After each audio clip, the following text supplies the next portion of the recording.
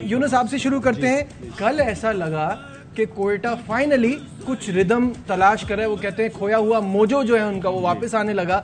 जो दो चेंजेस किए उन्होंने नजीबुल्लाह ज़ादरान और उमर अकमल के, वो दोनों चेंजेस भी फ्रूटफुल साबित हुए, बट एट द एंड वो स्कोर को डिफेंड ना कर पाए। क्या क्या कहेंगे? एग्जैक्टली ऐसा ही है।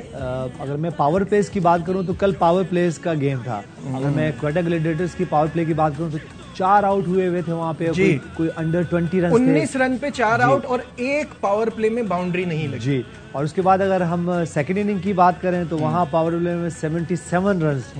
तो मेरे ख्याल से यहीं से टोन सेट हो गई थी। लेकिन अच्छी बात कल ये थी क्वेटा ग्लैडिएटर्स की तरफ से कि मैं हमेशा बात करता हूँ कि देखिए हम अपने प्लेयर्स की बात कर रहे होते हैं, हम अपनी टीमों की बात कर रहे होते हैं कि हमारी टीमें में कोई बात करते हैं यार इनमें जान नहीं होती है, इनमें वो स्पिरिट नहीं होती। लेकिन जो कल की जो स्पिरिट क्वेटा ग्लैडिएटर्स ने दिखाई कि आपके 4 आउट हुए मेन प्लेयर्स और उसके बाद आप इतने ज्यादा रन करते हो। बिल्कुल ऐसे ही है। आपके बीच में आके आज आपके ऑलराउंडर जिस तरह मोहम्मद नवाज कल खेले, उसके बाद 2 एक और इनिंग और खासतौर पे उमर अकमल का कल जो हमें एग्जीबिशन उन्होंने दिखाई है, फैंटास्टिक। आपको नहीं लगता कि वो थोड़ा लेट भेजा था उमर अकमल को?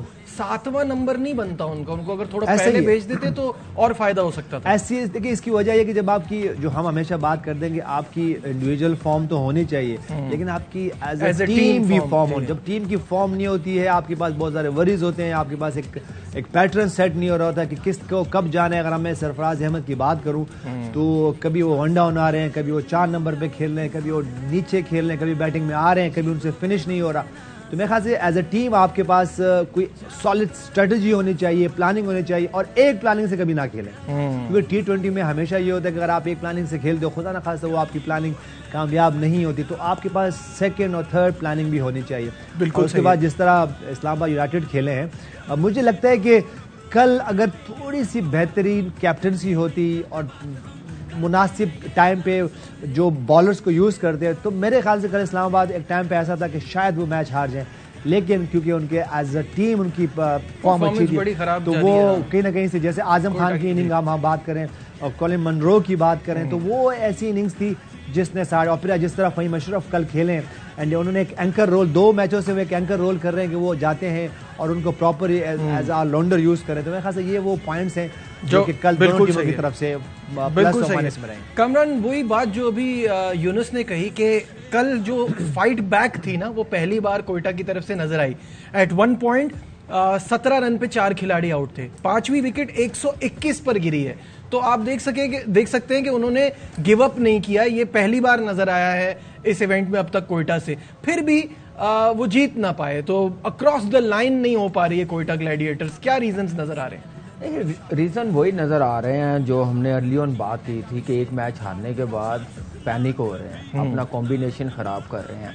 और लीग क्रिकेट जो जिस मुल्क की भी होती है ना, आप अपने प्लेयरों पे कॉन्फिडेंस रखें, वही उठाती है अपनी टीम को, वही परफॉर्मेंस करके देते हैं। अनफॉर्चुनेटली कोयटा की टीम में ऐसा नहीं हो रहा है, एक इतमाद नहीं हो रहा है, एक स्टेबल बैटिंग ऑर्डर नहीं लग रहा। जैसे यूनुस भाई ने बात की, सरफराज कोशिश कर रहा है कि मैं 3 पे चला जाऊं, 4 पे चला, हर नंबर पे ऑलमोस्ट उसने 7 नंबर से लेकर नंबर 3 तक उसने खेल लिया है कि किसी तरीके से फॉर्म आ जाए, टीम एक स्टैंड आउट करे। लेकिन ऐसा हो नहीं पा रहा, अपनी गलती है, स्ट्रगलिंग कर रही है टीम। उसके बाद आप देखें बॉलिंग में, और बॉलिंग में जैसे बॉलिंग की जा रही है नसीम शाह की तरफ से, फिर स्पिनर्स पे ज़्यादा कॉन्फिडेंस नहीं दे रहे। फिर ओडियन स्मिथ की मुझे समझ नहीं आ रही, ऑलराउंडर लिया हुआ है, बॉलिंग ऑलराउंडर लिया हुआ, बैटिंग ऑलराउंडर लिया हुआ। अगर बॉलिंग ऑलराउंडर लिया हुआ तो फिर मैं नहीं समझता कि कोयटा की टीम में 11 में वो आता है। आप किसी और को फौरन को लेके आए, प्रॉपर बॉलर्स को लेके आए। 8वें 9वें नंबर पे उसने आना, उस टाइम उसकी उतनी ज़रूरत नहीं है। मेन बॉलिंग में काम चाहिए।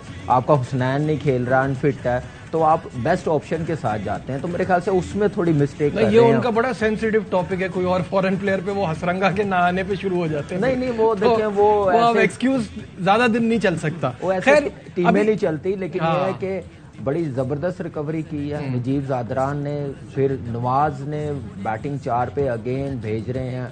उसका आप स्ट्राइक रेट देखें, क्या है मोहम्मद नवाज का 112 का स्ट्राइक रेट है ओवरऑल PSL में। क्या समझ के 4 पे भेज रहे हैं, कभी 5 पे भेज रहे हैं, मुझे कोई समझ नहीं आ रही है। ये बिलीव अपने मेन बैट्समैनों पे दे, उनको कॉन्फिडेंस दे, वो जाके मैच जितवा के आए।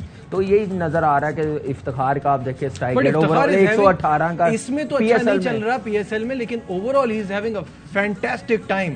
जहां जा रहे हैं रन्स कर रहे हैं और परफॉर्मेंस बड़ी जबरदस्त हो रही है उनसे। मैं इसमें यहाँ स्ट्रगल कर रहे हैं, थोड़ा स्ट्रगल पीएसएल में करते हुए नजर आ रहे हैं। हम बात स्ट्राइक रेट की करते हैं ना, तो स्ट्राइक रेट बेहतर होगा, फॉर्म भी आएगी, मैच भी जितवाएंगे, पावर हिटिंग भी नजर आएगी। ओवरऑल इफ्तिखार के आप देखें 55 मैचेस है पीएसएल में, 720 रन है, स्ट्राइक रेट 118 का। लेकिन हमें वो जब कोयटा की टीम में स्ट्राइक रेट 118 का होगा, मेन बैट्समैन होगा, तो फिर थोड़ी स्ट्रगल आएगी।